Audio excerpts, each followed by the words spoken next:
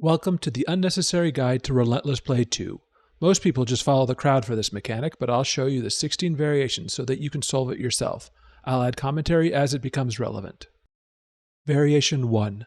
The queen disappears and will remain untargetable throughout the mechanic. The knight and queen will reappear outside of the arena. In this variation, the queen is right next to the knight and is cleaving her left. Start in the center. Your first movement is to avoid the cleave. The cleave will hit 60% of the arena. The knight will dash into the center, knocking players back. Your second movement is to get knocked back in a direction that will avoid the circle AoE that will be opposite the knight's starting position. Variation 2. Now at normal speed. If you get hit by the queen cleave or circle AoE, you will receive a ruin stack. Receiving 2 ruin stacks while fighting the queen will kill you. Variation 3. This time the queen is a little bit farther away from the knight, cleaving her left. In this variation, there are 2 safe knockback directions, either closer to the queen relative to your starting position or farther from the queen. For this variation, the safe spot farther from the queen is larger, so that's the direction I choose. Do not be directly in line with the dash or it will give you a ruin stack. Variation 4. Now things get interesting. The queen is cleaving her right. We have to choose whether to be knocked closer to the queen or farther from the queen.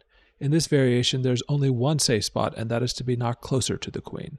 A helpful mnemonic is that if the queen starts close to the knight, you want to be knocked closer to the queen. If the queen starts far from the knight, you want to be knocked farther from the queen. The queen is considered close to the knight if it starts in the same half of the arena as the glowing blue knockback line. There's time to adjust out of the circle AoE. Variation 5. The queen is now considered to be far away from the knight, cleaving her left. There's 2 safe spots, so I don't worry about following the mnemonic. Variation 6. There will be only one safe spot. The queen is starting far away from the knight, so we want to be knocked farther away from the queen. After being knocked back, keep moving towards the edge of the arena to be safe. Variation 7. The queen is back to being near the axis of the knight's dash. The next few variations will be easy.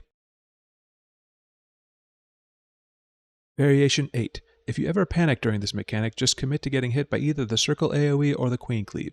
If you didn't receive a ruin stack earlier in the encounter, you will survive the one hit. Variation 9. In addition to possibly killing you, ruin stacks also reduce your damage.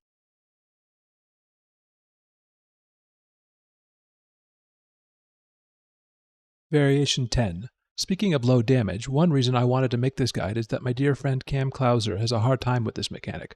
I hope this guide helps him. Happy birthday, Cam! Variation 11. Back to something more interesting. The queen starts far away from the knight, so we want to be knocked back farther away from the queen. Variation 12. There's 2 safe spots. We don't worry about the mnemonic and just get knocked back to the bigger safe spot. Variation 13. The last tricky one. The queen starts close to the knight, so we want to be knocked back closer to the queen. Variation 14. 2 safe spots. We get knocked back towards the bigger one.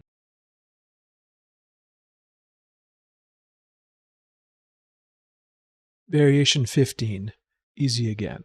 You'll notice the most challenging variations are when the queen starts near the orthogonal axis of the knight's dash and when the queen's cleave is opposite the circle AoE. Variation 16. I hope you've enjoyed watching this unnecessary guide to the first half of Relentless Play 2. Good luck solving it yourself. I can't wait for everyone to hear his Relentless Play guide. It'll be amazing.